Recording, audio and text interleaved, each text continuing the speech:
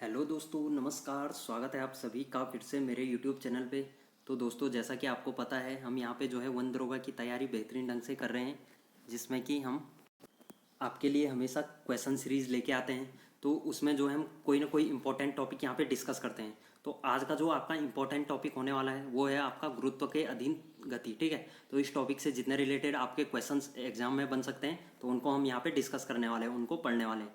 तो दोस्तों, अभी तक अगर आपने हमारे चैनल पे एनसीईआरटी का कोर्स भी चल रहा है, तो उस कोर्स में अगर आपने क्लास 10th की साइंस की एनसीईआरटी अगर आपने देखनी है तो आप वहाँ पे प्लेलिस्ट में जाके देख सकते हैं। वहाँ पे हमने 3 चैप्टर जो है 10th के कंप्लीट कर लिए हैं और 9th का जो हमने वहाँ पे सिलेबस पूरा कर लिया, तो आप जाके देख सकते हैं। तो दोस्तों, क्वेश्चन सीरीज में देर न करते हुए चलते हैं सीधे क्वेश्चन पे। तो देखिए, गुरुत्व के अधीन गति पढ़ते हैं। तो देखिए, वह वैज्ञानिक जिसने न्यूटन से पूर्व ही बता दिया था कि सभी वस्तुएं जो है पृथ्वी को की ओर गुरुत्वाकर्षित होती हैं। तो ये बेसिकली ब्रह्मगुप्त जो थे आपके, तो इन्होंने जो है बेसिकली पहले परिकल्पना की थी। तो इन्होंने कल्पना की थी कि जो सभी वस्तुएं होती हैं वो पृथ्वी को अपनी ओर आकर्षित करती हैं।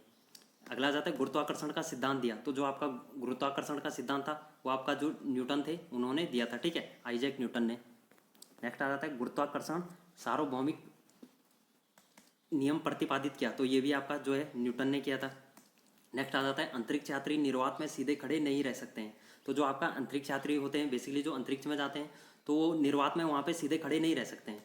तो वो इसलिए खड़े नहीं रह सकते हैं क्योंकि वहाँ पे जो है आपका गुरुत्व नहीं होता है। ठीक है, तो बेसिकली वहाँ पे गुरुत्वाकर्षण नहीं होगा, तो वहाँ पे जो है इसलिए वो खड़े नहीं रह सकते हैं। इसलिए वो जिस दिशा में चलते हैं उसी दिशा में आपका गति करते रहेंगे।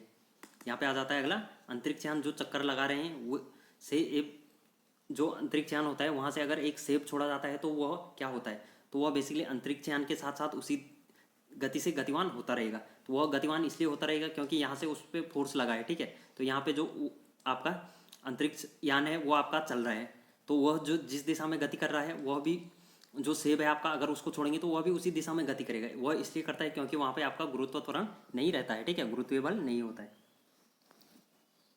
अगला क्वेश्चन आ जाता है, पीसा को झुकी हुई मीनार गिर नहीं जाती है क्योंकि गुरुत्व केंद्र से जाने वाली ऊर्ध्वाधर लाइन रेखा के तल नीचे होती है। ठीक है, तो ऐसी जैसे आपकी झुकी मीनार होती है तो बेसिकली ये आपकी नीचे नहीं गिरती है, तो इसका जो तल होता है गुरुत्व के केंद्र के अधीन होता है। तो बेसिकली ये भी आपको याद रखना है।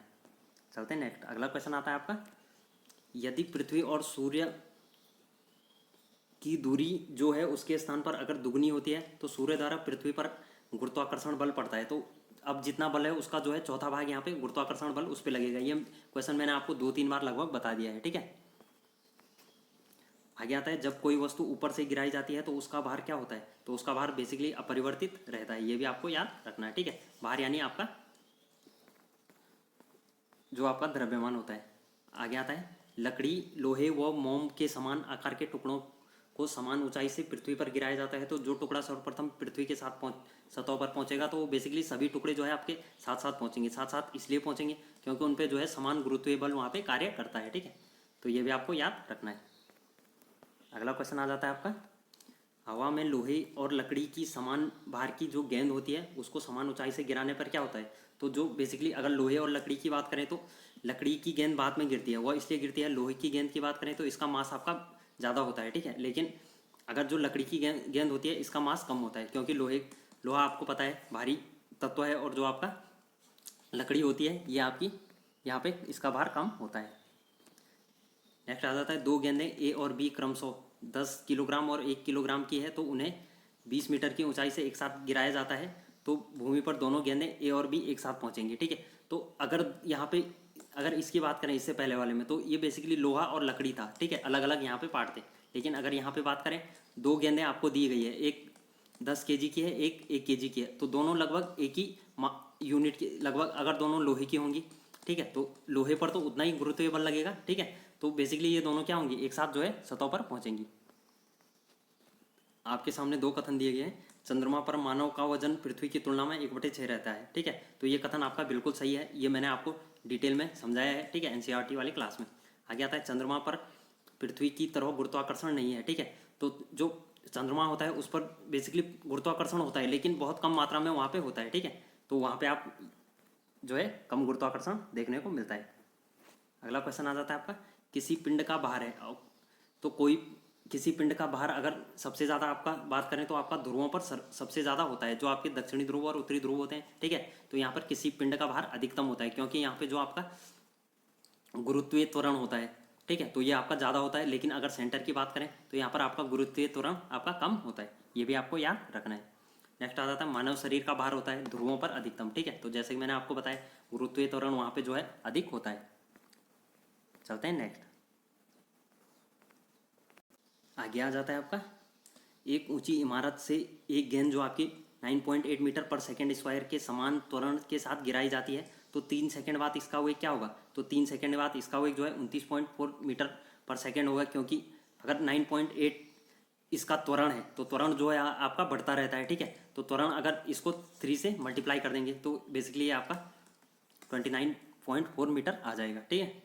आगे अगला क्वेश्चन आता है, यदि पृथ्वी का द्रव्यमान वही रहे और त्रिज्या 1% से कम हो जाए तब पृथ्वी के तल पर जो है जी का मान क्या होता है? तो बेसिकली आपको ये याद रखना है, जो आपकी पृथ्वी होती है, पृथ्वी का जो गुरुत्वीय त्वरण होता है वो बेसिकली यहाँ पे पृथ्वी की त्रिज्या पर निर्भर करता है। लेकिन अगर पृथ्वी की त्रिज्या अगर 1% कम कर दी जाएगी, ठीक है, यहाँ से अगर 1% कम होगी तो त्रिज्या की बात करें तो त्रिज्या तो आधी होती है ना, ये हाफ। और अगर ब्यास की बात करें तो ब्यास तो पूरा होगा, तो ब्यास में पूरी कटौती कितनी होगी? यहाँ पे 2% की होगी।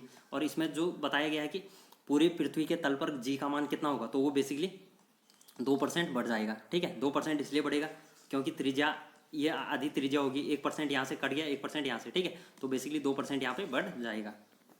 नेक्स्ट आ जाता है आपका विनाशकारी भूकंप के गुरुत्व का कारण त्वरण होगा। तो जो आपका बहुत ही ज़्यादा विनाशकारी भूकंप होगा उसका जो गुरुत्वीय त्वरण आपका होगा 980 सेंटीमीटर पर सेकेंड स्क्वायर यहाँ पे होगा, ठीक है। तो ये आपको जो है 9.8 से मल्टीप्लाई करने पर यहाँ पे प्राप्त होता है।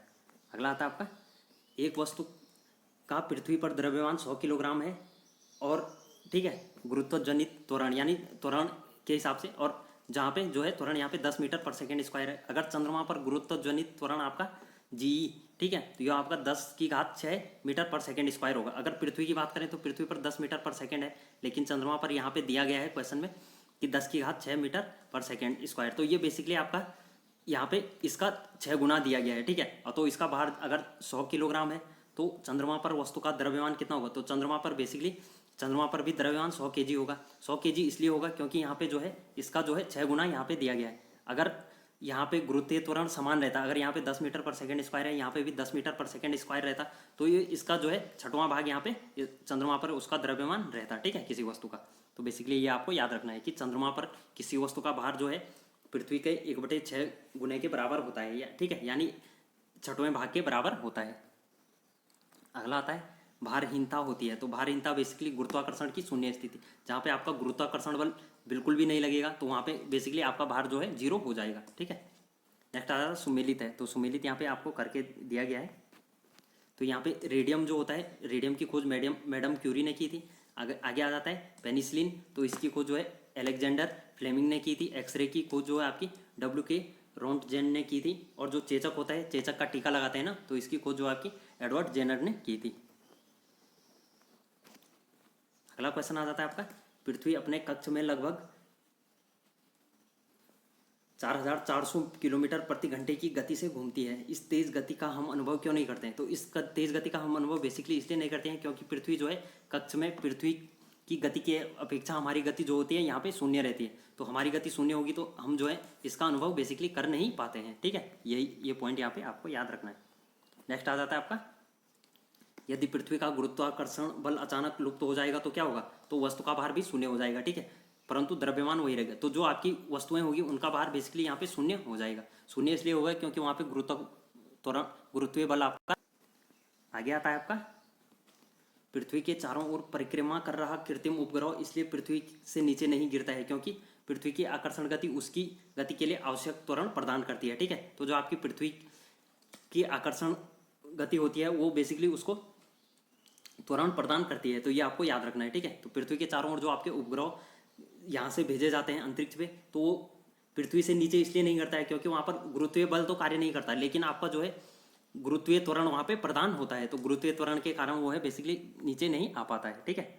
नेक्स्ट आता है एक भू उपग्रह अपने कक्ष में के निरंतर गति में रहता है, वह अपकेंद्रन बल के प्रभाव से होता है जो प्राप्त होता है। तो जो आपका बेसिकली पृथ्वी द्वारा उपग्रह पर लगने वाले गुरुत्वाकर्षण से यहाँ पे प्राप्त होता है, ये भी आपको याद रखना है। चलते हैं नेक्स्ट।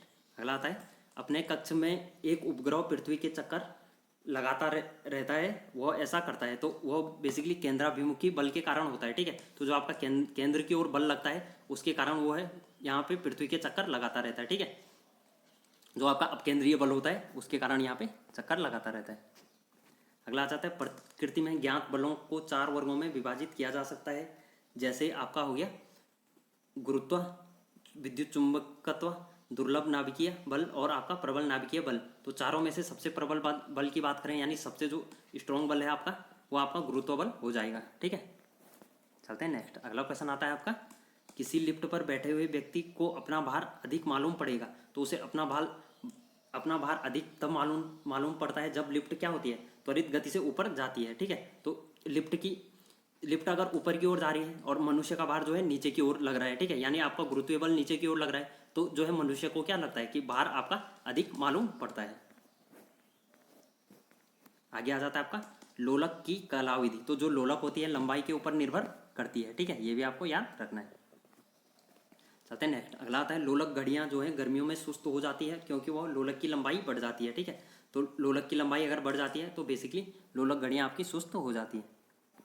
आगे आता है, एक लड़की जो है झूले पर बैठी स्थिति में झूला झूल रही है, उस लड़की के खड़े हो जाने पर प्रदोल आवर्तकाल, तो जो आपका आवर्तकाल है वो आपका कम हो जाएगा। ये भी आपको याद रखना है। ठीक है, काफ़ी सरल क्वेश्चन है।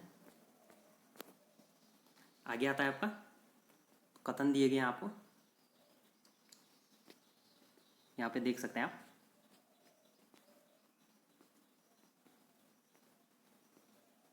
ठीक है, तो यहाँ पे आपको 4 कथन दिए गए हैं। तो इनमें से जब गोला माध्य स्थान से गुजरता है तो त्वरण शून्य होता है। ठीक है, तो ये बेसिकली आपका सही होता है। ठीक है, तो गोला अगर मध्य के स्थान से गिरेगा तो त्वरण आपका शून्य होगा। नेक्स्ट आता है, हर आवर्तन में गोलक 2 बार किसी एक दृष्टित वेग को प्राप्त करता है, तो ये भी आपका यहाँ से सही हो जाएगा। नेक्स्ट आ जाता है आपका, दोलन के दौरान जो बेसिकली अगर दोलन गति होती है तो जब गोला चरम स्थिति पर पहुंचता है तो उसकी गति जो है, गति और त्वरण दोनों शून्य हो जाते हैं, तो ये बेसिकली ये गलत है। ठीक है, अगर आप यहाँ पे कोई दोलन गति कर रहा है इस प्रकार से कोई पिंड, तो जब वह मध्यम में रहेगा तो उसका त्वरण यहाँ पे कितना रहता है, शून्य रहता है। लेकिन दोलन के दौरान बेसिकली गोला चरम स्थिति पर पहुंच जाता है, यहाँ पे पहुंच जाता है। ठीक है, और उसकी गति और त्वरण दोनों शून्य हो जाते हैं। ठीक है, तो गति और त्वरण बेसिकली दोनों शून्य नहीं होते हैं। नेक्स्ट आ जाता है आपका, सामान्य दोलक का दोलन आयाम समय के साथ कम होता जाता है, तो ये भी आपका सही होता है। चलते हैं नेक्स्ट।